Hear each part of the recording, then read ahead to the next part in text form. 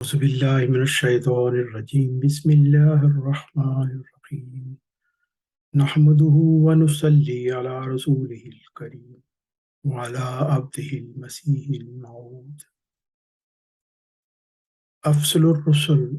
خاتم النبیین رسول اکرم حضرت محمد مصطفیٰ صلی اللہ علیہ وسلم کو اللہ تعالیٰ کی خاص عطا کے طور پر ایک عظیم الشان مرتبہ عطا فرمایا گیا۔ اللہ تعالیٰ اور حضرت خاتم النبیین رسول اکرم صلی اللہ علیہ وسلم کے اطاعت گزار مومنین کے لیے جن انعامات کا الہی وعدہ عطا فرمایا گیا ان میں اول اور اعلیٰ ترین انعام نبوت ہے، اور یہ حقیقت حضرت خاتم النبیین رسول اکرم صلی اللہ علیہ وسلم کی عظیم روحانی شان بیان کرتی ہے، کیونکہ آپ صلی اللہ علیہ وسلم سے پہلے کسی نبی کی اطاعت کے نتیجہ میں نبوت کے انعام کا وعدہ نہیں دیا گیا۔ خاتم النبیین رسول اکرم حضرت محمد مصطفیٰ صلی اللہ علیہ وسلم نے اپنی روحانی اولاد میں ایک ایسے شخص کی خوشخبری بھی عطا فرمائی جس نے اللہ تعالیٰ سے ہدایت پا کر امت محمدیہ کی رہنمائی کے لیے حکم و عدل کے طور پر مبعوث ہونا تھا۔ نیز خاتم النبیین رسول اکرم حضرت محمد مصطفیٰ صلی اللہ علیہ وسلم کے عظیم شان روحانی مقام کی بدولت آپ کے اس غلام نے بھی عالی مرتبت ہونا تھا اور گزشتہ تمام انبیاء کا مصداق ہونا تھا۔ جس طرح 14ویں کا چاند اپنی آب و تاب میں کمال تک پہنچ جاتا ہے، عین اسی طرح خاتم النبیین رسول اکرم حضرت محمد مصطفیٰ صلی اللہ علیہ وسلم کے اس روحانی فرزند نے 14ویں صدی ہجری میں ظہور پا کر اللہ تعالیٰ کی جل جلال ہستی کی معرفت لوگوں کو عطا کرنی تھی، اور خاتم النبیین حضرت محمد مصطفیٰ صلی اللہ علیہ وسلم کی عظیم شان نبوت کا مظہر اتم ہونا تھا۔ یہ عظیم روحانی فرزند اور امام مہدی سیدنا حضرت مرزا غلام احمد علیہ السلام ہے۔ جس طرح حضرت محمد صلی اللہ علیہ وسلم پر کمالات نبوت ختم ہو گئے اور آپ صلی اللہ علیہ وسلم خاتم النبیین کہلائے، اسی طرح آپ کا یہ غلام، یہ روحانی بیٹا سیدنا مہدی علیہ السلام آپ صلی اللہ علیہ وسلم کے خلفاء کا سردار یعنی خاتم الخلفاء اور مجدد الف آخر یعنی خاتم المجددین کہلایا، کیونکہ تجدید دین اسلام کے تمام کمالات امام مہدی سیدنا حضرت مرزا غلام احمد علیہ السلام پر ختم ہو گئے۔ جیسے کہ اللہ تعالیٰ اپنے کلام میں آپ کے متعلق فرماتا ہے،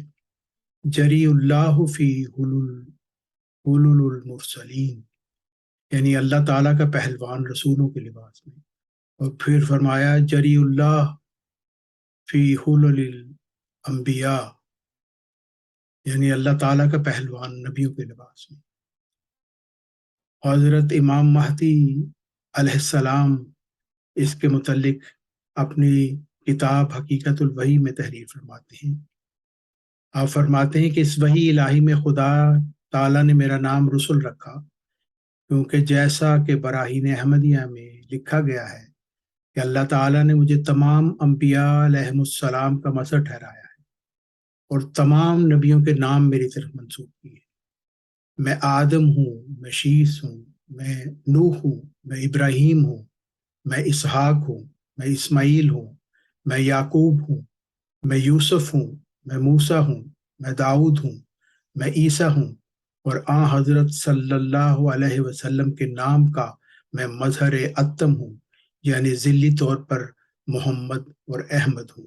صلی اللہ علیہ وسلم۔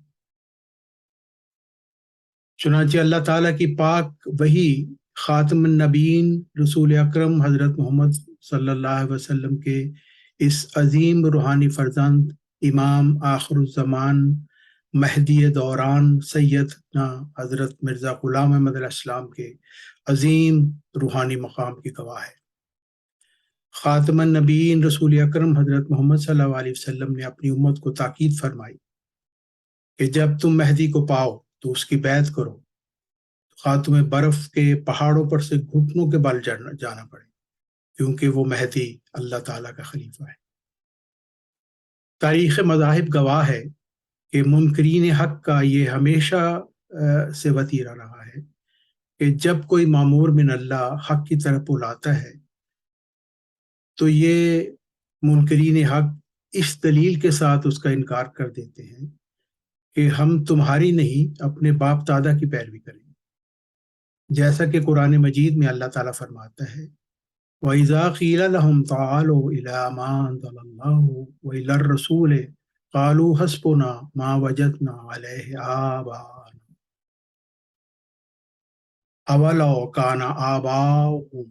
لَا يَعْلَمُونَ شَيْئًا وَلَا يَهْتَدُونَ۔ المائدہ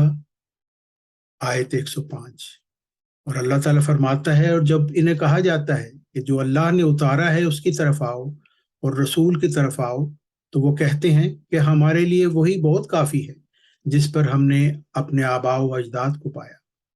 کیا اس صورت میں بھی کافی ہے کہ ان کے آباء و اجداد کچھ بھی نہیں جانتے تھے اور نہ ہدایت حاصل کر سکتے؟ ایسا ہی ایک منکر حق انجینئر محمد علی مرزا ہے جو سمجھتا ہے کہ بخاری اور مسلم کا رٹا لگانے کے بعد اسے علوم لدنی پر مکمل دسترس حاصل ہو گئی ہے، حالانکہ حقیقی علم تو اللہ تعالیٰ کے پاس ہے جو شرف مکالمہ مخاطبہ الہیہ سے کسی انسان کو عطا ہوتا ہے، جس کا یہ رٹے باز جاہل مطلق محمد علی مرزا سری انکار کرتا ہے۔ اسی لیے اس نے اپنی کمال جہالت میں بغیر کسی تحقیق کے امام آخر الزمان مہدی دوران سیدنا حضرت مرزا غلام محمد علیہ السلام کو دجال کہہ دیا۔ چنانچہ قرآنی ارشاد کے مطابق ہمیں بھی حق ہے کہ اس جاہل مطلق اور منکر حق انجینئر محمد علی مرزا کو دجال کہیں، کیونکہ ارشاد ربانی ہے وَجَزَاءُ سَيِّئَةٍ سَيِّئَةٌ مِثْلُهَا، عشورہ آیت 41۔ اور پھر ایک اور آیت کریمہ کے مطابق یہ جاہل مطلق اور منکر حق دجال انجینئر محمد علی مرزا ایک بڑا کافر بھی قرار پاتا ہے، جیسا کہ اللہ تعالیٰ فرماتا ہے وَمَنْ أَظْلَمُ مِمَّنِ افْتَرَىٰ عَلَى اللَّهِ كَذِبًا أَوْ كَذَّبَ بِآيَاتِهِ، سورہ الانعام آیت 22۔ اور اس سے بڑھ کر ظالم کون ہو سکتا ہے جس نے اللہ پر کوئی جھوٹ کھڑا یا اس کی آیات کی تکذیب کی۔ اس آیت کریمہ کے مطابق ظلم عظیم دو ہی ہیں، پہلا یہ کہ اللہ تعالیٰ پر جھوٹ کرنا، یعنی یہ دعویٰ کرنا کہ اللہ تعالیٰ نے مجھ پر وحی کی ہے جبکہ حقیقت میں ایسا نہ ہو، اور دوسرا بڑا ظلم ہے کہ اللہ تعالیٰ کی آیات کی تکذیب کرنا۔ اور ظالم سے مراد اس جگہ کافر ہے، اور اس پر قرینہ یہ ہے کہ مفتری کے مقابل پر مکذب کتاب اللہ کو ظالم ٹھہرایا گیا ہے، اور بلا شبہ وہ شخص جو اللہ تعالیٰ کے کلام کی تکذیب کرتا ہے کافر ہے۔ اس لیے جو شخص امام آخر الزمان مہدی دوران سیدنا حضرت مرزا غلام احمد علیہ السلام کا انکار کرتا ہے وہ انہیں مفتری قرار دے کر کافر ٹھہراتا ہے۔ اس لیے ایک سچے مرسل اور مامور من اللہ کی تکفیر کر کے وہ خود ایک بڑا کافر بن جاتا ہے۔ امام آخر الزمان مہدی دوران سیدنا حضرت مرزا غلام احمد علیہ السلام اپنے دعویٰ میں بلا شبہ حق پر ہیں، مگر جاہل مطلق اور منکر حق دجال انجینئر محمد علی مرزا ایک سچے مرسل پر اللہ تعالیٰ پر جھوٹ کھڑنے کا الزام لگا کر ان کی تکفیر کرتا ہے۔ اس لیے یہ دجال محمد علی خود ایک بڑا کافر ہے۔ پس اللہ تعالیٰ کی آخری شریعت قرآن مجید کے مطابق جاہل مطلق اور منکر حق انجینئر محمد علی مرزا دجال بھی ہے اور ایک بڑا کافر بھی ہے۔ انجینئر محمد علی مرزا دجال جیسے منکر حق سے وہ باب بہتر تھے جن کو یہ دجال محمد علی ہر وقت کوستا رہتا ہے، کیونکہ ان بابوں نے سیدنا مہدی علیہ السلام کا مبارک زمانہ نہیں پایا تھا، اس لیے انہیں شک کا فائدہ دیا جا سکتا ہے، مگر جاہل مطلق اور منکر حق انجینئر محمد علی دجال تو سیدنا مہدی علیہ السلام کا زمانہ پا کر بھی ان کی تکفیر کر چکا ہے۔ اور ایسے دجالی کافروں کا عبرتناک نقشہ سورۃ الملک کی آیات 7 تا 12 میں کھینچا گیا ہے۔ اللہ تعالیٰ فرماتا ہے کہ جب جہنم میں کوئی گروہ جھونکا جائے گا تو جہنم کے دروغے ان سے پوچھیں گے، کیا تمہارے پاس کوئی ڈرانے والا نہیں آیا تھا؟ وہ جواب دیں گے، آیا تو تھا مگر ہم نے اس کو جھٹلا دیا۔ اس سے اعتراف جرم کے بعد جہنم ان کا مقدر کر دی جائے گی۔ انجینئر محمد علی دجال جیسا بڑا کافر بھی اسی جہنمی گروہ میں شامل ہوگا اگر یہ اپنی دجالی کافرانہ روش سے توبہ نہیں کرے گا۔ اللہ تعالیٰ اس دجال اور کافر محمد علی مرزا کو ہدایت عطا فرمائے اگر یہ ہدایت پانے کے قابل ہے، آمین۔ ربنا اننا سمعنا منادیا ینادی للایمان ان آمنوا بربکم فآمنا ربنا فاغفر لنا ذنوبنا وکفر عنا سیئاتنا وتوفنا مع الابرار۔ اے ہمارے رب، یقیناً ہم نے ایک منادی کرنے والے کو سنا جو ایمان کی منادی کر رہا تھا کہ اپنے رب پر ایمان لاؤ، بس ہم ایمان لے آئے۔ اے ہمارے رب، بس ہمارے گناہ بخش دے اور ہم سے ہماری برائیاں دور کر دے اور ہمیں نیکوں کے ساتھ موت دینا، آمین یا رب العالمین یا ارحم الراحمین۔ وما علینا الا البلاغ